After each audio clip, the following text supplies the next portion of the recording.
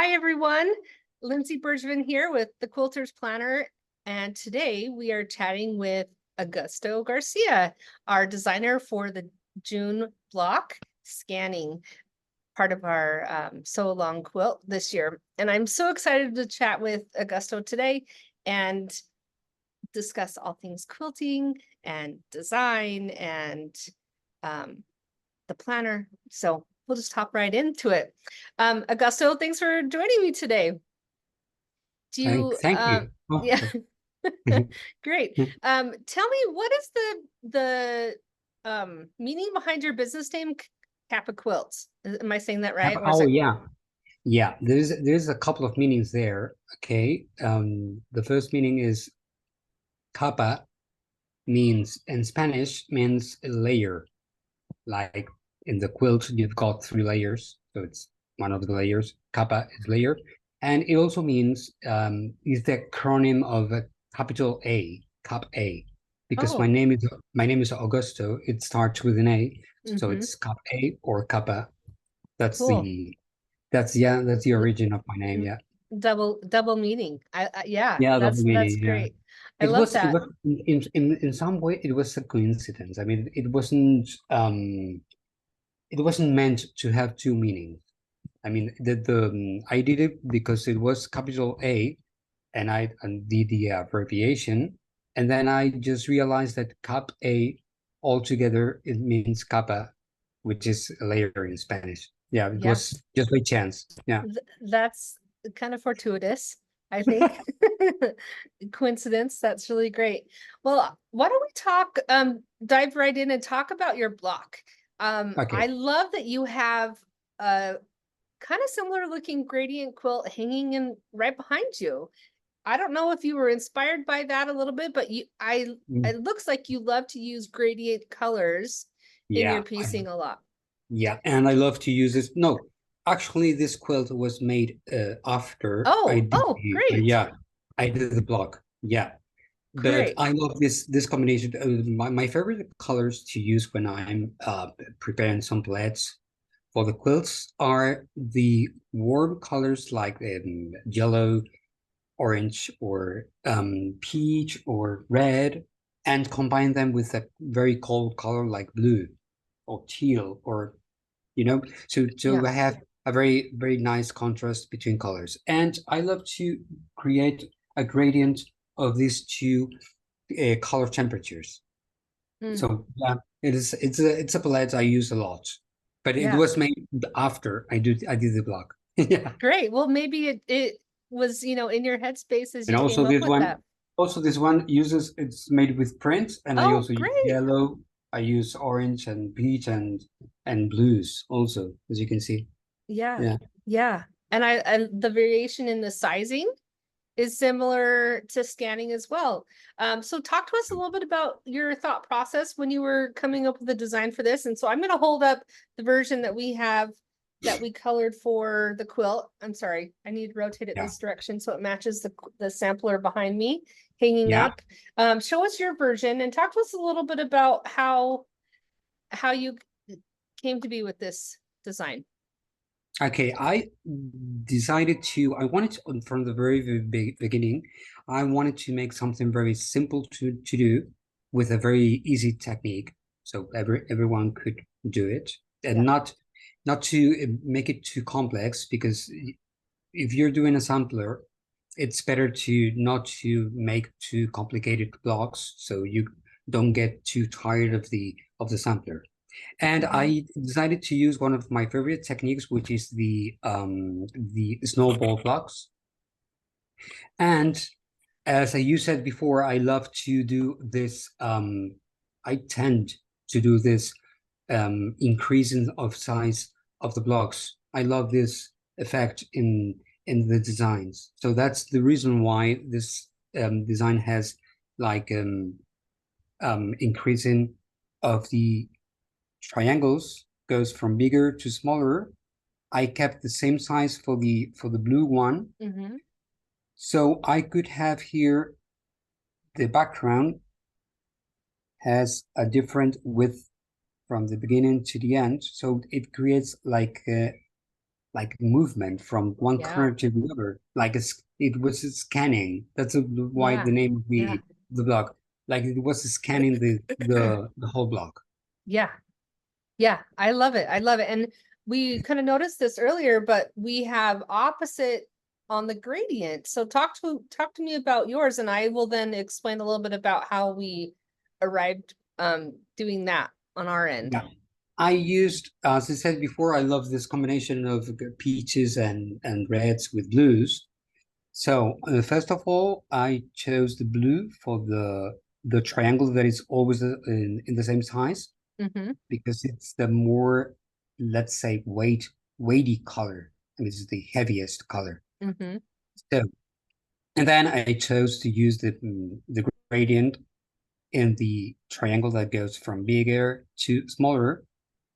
And I use the lighter one for the bigger triangle and the darkest one for the smaller triangle Mm-hmm. to reinforce this sort of movement or Yeah, gradient or whatever. yeah. Yeah. Yeah, that's so great. And good ideas for if you're choosing to color this block your own way. Like if you want to make a bunch to make a top, all of just this block. Some Yeah. ideas if you're choosing your own colors. Yeah. So I'll just kind of lean over a little bit here. When Kitty Wilkin and I were coming up with the colors for the whole quilt, we Yeah. really wanted our our rainbow color palette to have movement all the way around. And so Hmm. we were trying to, start with cool colors and move our way into the warm. And Hmm. we knew that with green in this corner, we wanted to point the scanning block this direction, but we also wanted it to have some outwards movement in this direction with the gradient leading Yeah. to the orange corner. So Yeah. that I do remember that we did try changing it up the other way, but we felt like it made this corner too warm and we wanted to lead the direction circular. So I think it's just a great example of how color choice and placement can really be flexible, right? Yeah. Of course. Yeah. Change the block how it And fits with what your plan is. especially in this case, because the block is it's next to other blocks. So it is quite important here to choose the position of the color because it's not just a block it for itself. I mean, you're not Yeah. doing a percussion. Yeah, it's next to other things around. So it's quite important to choose the correct color choices. Yeah. Yeah. And I can imagine how fun it would be. I mean, I probably need to go mock some up myself on the computer, but how Yeah, fun it would be to multiply that block into a I whole did it. quilt. I don't know. You did? I did it. How did it Yeah, turn yeah, I did out? it. I always do it. I always do it when I'm designing a block. I always do the repetition of the block to make a Awesome. bigger quad. Yeah, You should yeah, and share it looks you should very. share it with us on Instagram. I would I think will. I everyone would will. love to see that.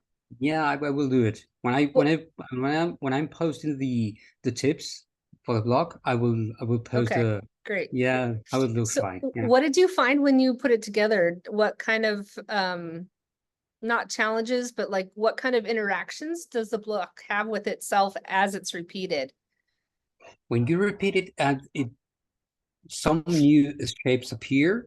No, it looks very nice, and some new shapes appear. And if you turn the blocks, not the block itself, I mean the finished block, but inside the block, if you turn Mm. I mean, if you turn inside these squares, if you play with it with the orientation of these squares, you also have a new secondary designs and very interesting designs. Yeah, Cool.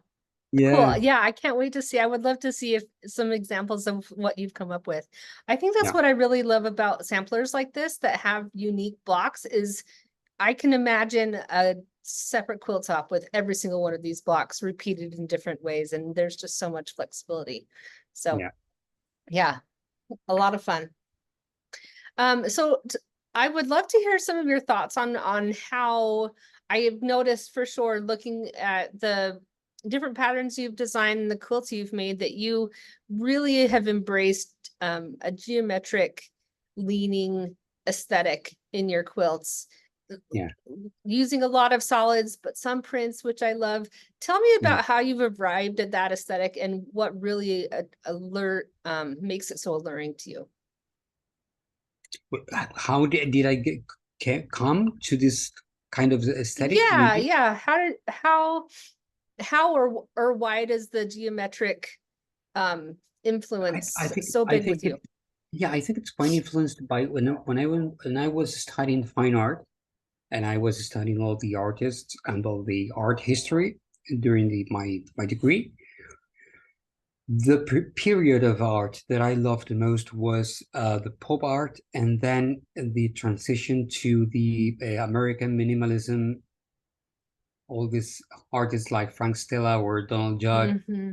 and where they use this amazing bold colors and this in graphic shapes, super that were stunning. They made these huge murals with that's the period of art that I love the most because they are very. It's quite linked with pop art, with I don't know, Roy Lichtenstein or Andy Warhol or Hmm. all these people, and the those periods are my favorite from art, and I've been quite influenced by those artists, and then I'm pretty sure it's because of this. Yeah. Yeah. Yeah. I also love that the medium itself just lends itself so well to Mm. making like not only any sort of shape, but such a you can change the scale really easily. You can, really come up with your own designs on paper and translate that to fabric fairly easily, right? Um, I don't know. That's just what I really love about the intersection between modern art and art in general with quilting is that ability to make beautiful art that then you can use every day. Yeah, I think it's just a medium, as you said. I mean, using fabric, for me, there is no difference between, I don't know, a painting or a sculpture from quilting. I don't understand why. Well, in your country, you've got museums specialized in quilting, but Hmm. actually there is no, for me, there's no difference between using fabric and then using painting. I mean, it should be considered as an art Yeah. just for itself because it's a creation. I mean, Yeah, it you totally really, is. yeah, The line between craft and art, I think is very subjective, and yeah, people want to make it a very black and white line yeah, sometimes, and I think it needs yeah. to be more We love flexible. People love to label everything, and we should not. Yeah. Right, right.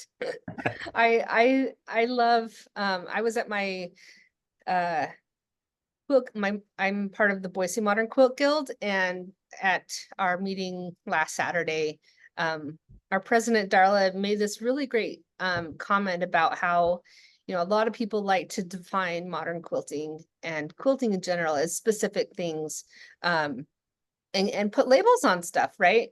And she said, what I really love about modern quilting is just the idea that um, we love to explore innovation, and that it doesn't have to be decided one way or the other what something is, but that Yeah, of if course. you are sitting down and creating something, Mm. um, you you're already winning.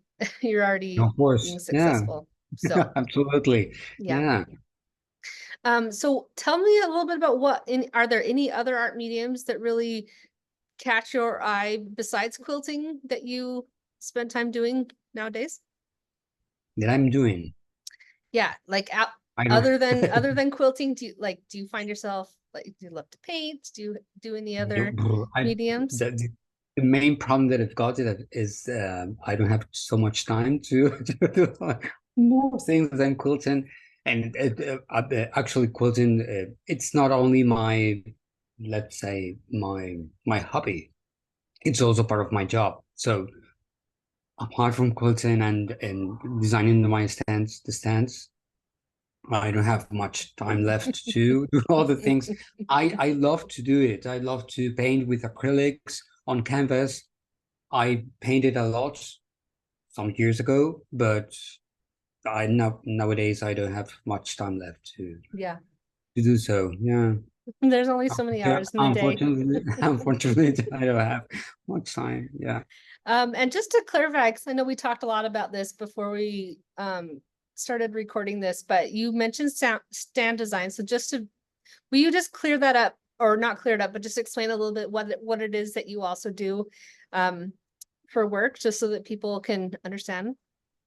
Yeah. The stand designer, yeah, well, in America you call it booth instead of stand. Here in Spain we use that word more oftenly. But it's design a booth. I mean, when you go to an exhibition of cars or whatever you go for, there could be an exhibition of buildings, an exhibition of, I don't know, many things.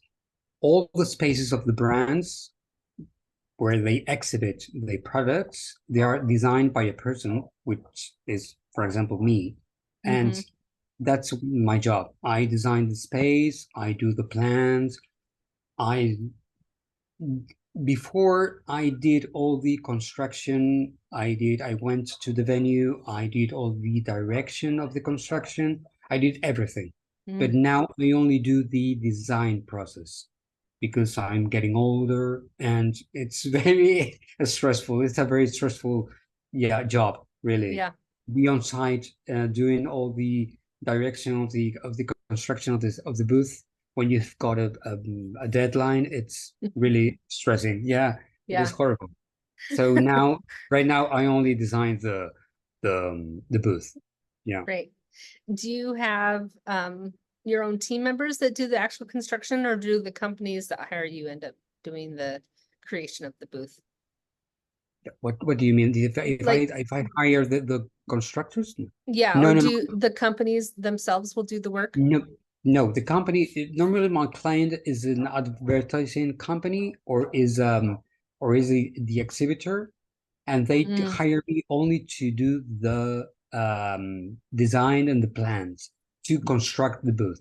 yeah, Sometimes I speak with the construct. I don't hire the constructor, but yeah, sometimes I talk to them to I don't know to for some specific reasons about construction, about which materials or finishes they want for the stand, and they've got some kind of questions about it. But yeah, I don't hire the constructor. yeah. Great. Yeah. I had a thought come into mind, so I'm gonna bring it up, even though it's not really related to quilting, but have you done any d look down the rabbit hole of the old, like 100 years ago World Fair exhibits that were popular like at the turn of the century in the United States? Sorry, could you repeat the No, question? I'm just, have you ever looked into the history of exhibits and world fairs in at the turn of the century in the United States? No, I have not. It is Why? fascinating.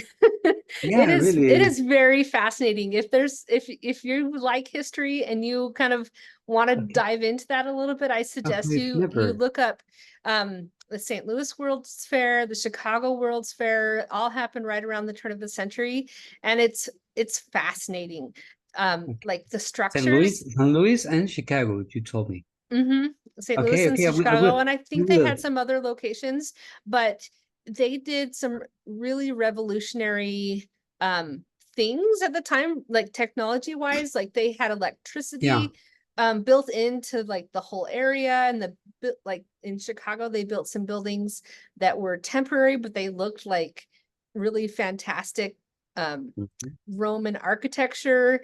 And they had really elaborate like exhibitions inside each of these main buildings. And one Mm. year, I think it was St. Louis, maybe I might be getting my cities mixed up. They invited every state in the nation to come and build their own building, showing off the state. And I think Idaho, where I live, they came and built like this giant log cabin.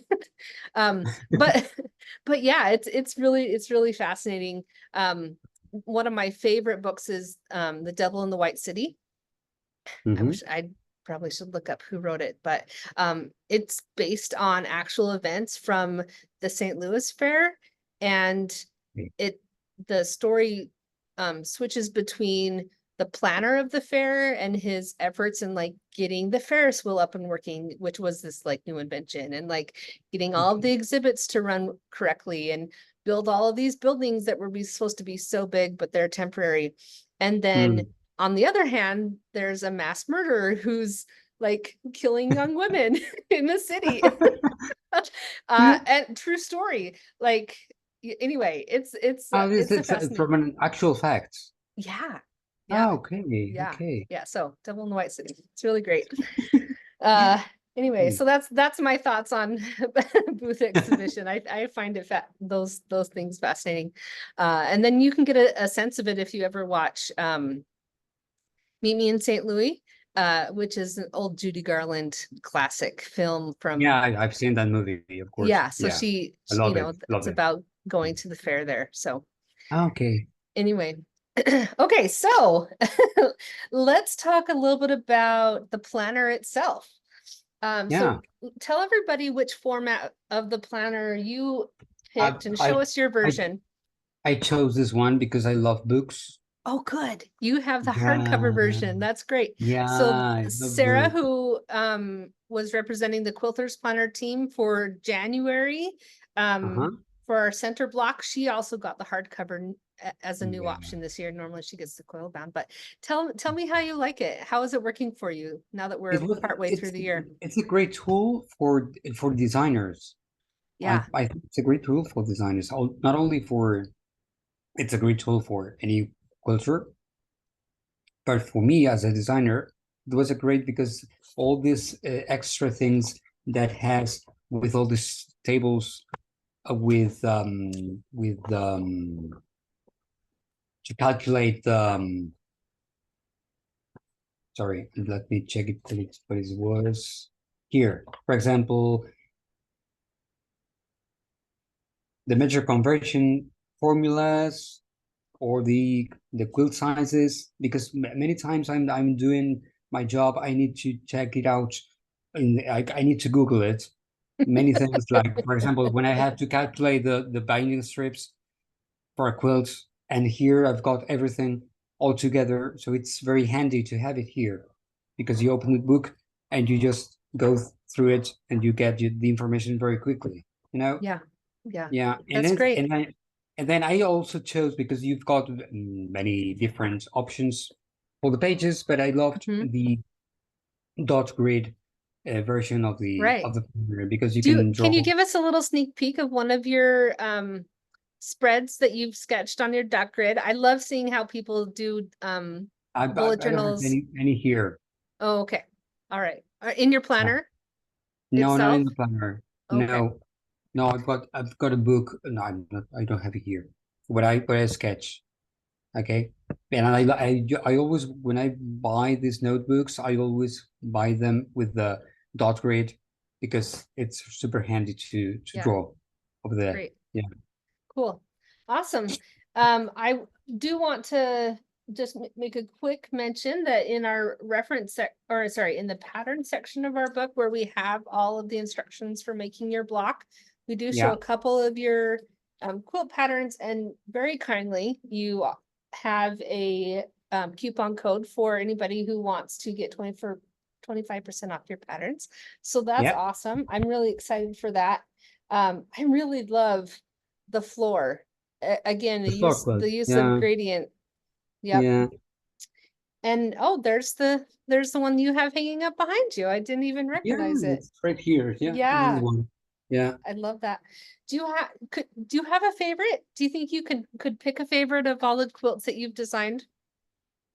It's like picking a favorite Of child. my Your own pattern. personal quilt? Yeah, patterns. No, I don't have. Well, maybe might be possible that the one of the I think it's the last one that I designed and I sent it to QuiltCon and it went to the QuiltCon organized this road, let's say Oh, road exhibition traveling. Yeah. or Mm-hmm. yeah, travel exhibition where they were exhibiting some a selection of quilts from QuiltCon, and they went to Australia, to the UK, and then they went all over the US exhibiting this selection of quilts. And that one that I made for that's probably my favorite quilt pattern, because it mixes it's done using FPP, but what I loved about it, it was something that I was looking for to do on a quilt, that it was to display something that looks like it was made by hand, instead Mm, of, because normally all the quilts are like shapes, or like very graphic, with triangles or circles, squares, something like that. And I wanted to do something very organic, very handmade, let's say that. yeah, And that's yeah, one I love the most. great. Yeah. What was the name of that one? The strokes. The Strokes. Oh, okay. I'm The sorry. strokes, You yeah. you They're probably mentioned that and I didn't understand. like a pencil stroke, or yeah, or Great. brush stroke. Cool. Awesome. Yeah. Well, um, let's see. I was also going to ask you about your sewing space. You mentioned you in the interview questions that we'll have posted with the blog post that we do for this video, that Hmm. you have an attic space that has lots of lovely light. Yeah. What do you find is kind of the best tip you have for people as far as working in your space? And do you like to keep things tidy? Do you thrive in chaos? Talk to us a little bit about your space. I lived in a little bit of chaos during my when I'm in the when I'm doing it. I mean, when I'm In the mode. sewing and yeah, when I'm in the everything is a chaos, but I love to tidy up, because I have to, anyways, because it's in the middle of my living room, so it has to be tidy up every single day, because if not, it would be look horrible. But yes, I'm very chaotic during the process, let's say. But at the end of the day, when I finish my job, my daily job, I always tidy everything up, because if not, would be a disaster. My home. Yeah. I think we can all relate to that, whether we can shut the door on that disaster or if it's in the middle of our kitchen table. Yeah. You mentioned you have a shelf system set up with different cabinets for things. Yeah. And What the do you, table, a folding table, is kind of a folding table that you open it up right now. But the computer is over this table, actually. And yeah. then you close it, and behind the table I put the sewing machine and everything. So when it's closed, you don't see anything. It's like a literature. I mean, it's like a shelving unit, and like any shelving unit you can see anywhere, Mhm. with Great. books and yeah, Cool. yeah, Great. Yeah, yeah. I think it's so interesting to see how different people organize their spaces, whether it's everything's on display or everything's kind of hidden away. Yeah, Mhm. interesting.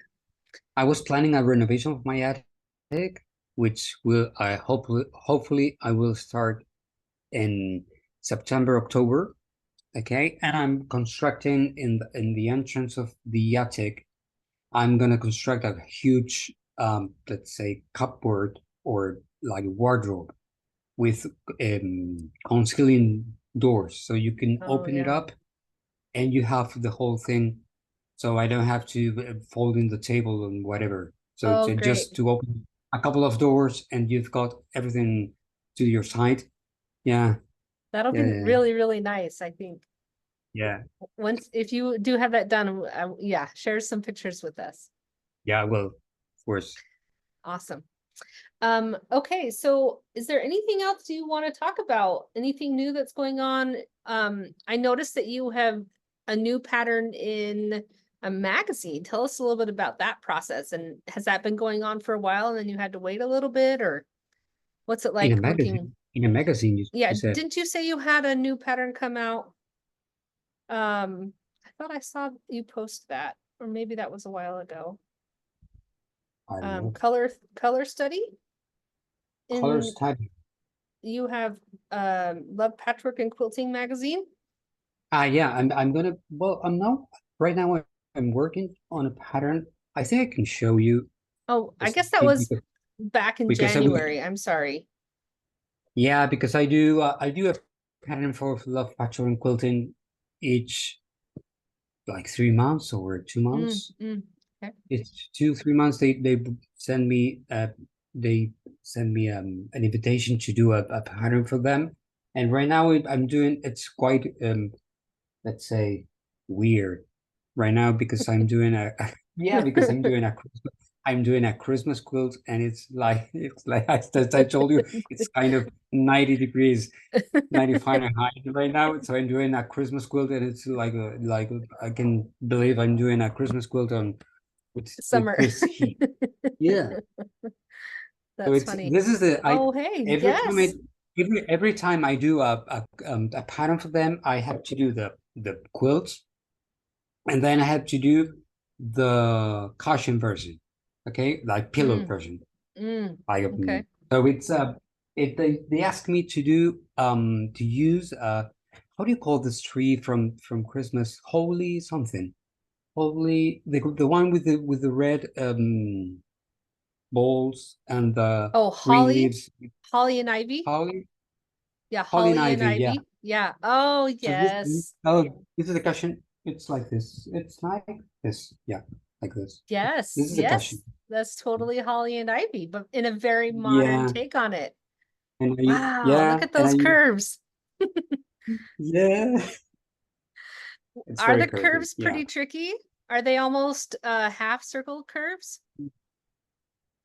These aren't half circle. This is trunk path, and Oh, these are half circle also. Yeah, this is a little bit tricky because it's not too large. It's a little bit small. So the curves, as they get smaller, they get more trickier and trickier and trickier, yeah. you know. But it's not too difficult, Yeah. actually. Yeah. Great. And the quilt will Cool. look very nice because it's a repetition of this block all over the quilt. Yeah. Cool. Yeah. Yeah. Awesome. I can't wait to see that. And hopefully, will it come out in plenty of time to work on before Christmas? Do you know when it's planning to come out? This one, I don't know because I normally do the samples and write the pattern kind of 6 months prior to the magazine. So it would be if we are this is June, July, August, September, October. In October, I No, think it yeah. will be Okay. October, Great. November, Yeah, that October, gives you enough November. time. That's totally Like enough yeah, time. yeah, If you're yeah. good at curves, that's nothing. It's probably like my Christmas projects where I'm like on year 3 and I still don't have it done. Hmm. One of these, like I'll just work on it around Christmas time and then I'll feel Christmassy and then one of these years I'll actually have it done. And I'm also working. I'm working also for the MQG because Oh it's gonna yeah. be in July. Yeah, I filmed a video for them explaining. I don't know if I can speak about this, but that's it. Yeah, I don't know. And about negative space, it's like a Cool. class or like a lecture, something like that. Yeah, That's so about great. negative, and there is yeah, and there is also a quilt pattern and a pillow pattern That go with explaining. it. Oh, yeah, negative space with Awesome. playing with negative space. Yeah, yeah, Okay. Well, we will definitely share that when that comes out in July next month, you said? yeah, Great. yeah. Cool. That's the video in July. In August is I think it's the pillow, and in September is the quilt pattern. Awesome. Okay. Yeah, Cool. So many fun things coming up on the docket. You certainly are yeah, busy and keep your time yeah, filled, yeah. I'm which very is great. busy. Yeah, People who are like, I don't have any hobbies. yes. I'm kind of bored. I'm just like, you just aren't trying hard enough. Like there's so many fun things to do and just not enough time during the day to get Mhm. them done. Yeah. Mm. So okay. All right. Well, I think that covered everything I wanted to go over, unless there's something that you wanted to also mention that you're working on or that we should know. Okay. All right. Well, It's fine. I think it's okay. Yeah. yeah, it's been great chatting with you, and then I'm so glad that you are Yeah. part of our Quilters Planner ambassadors and are joining us this year. And I can't wait to see people's version of your block in their quilt this year. So, all right, okay. Have Great. a wonderful day, and we'll see everyone later. Thank you for having me and see you pretty soon. Okay, bye.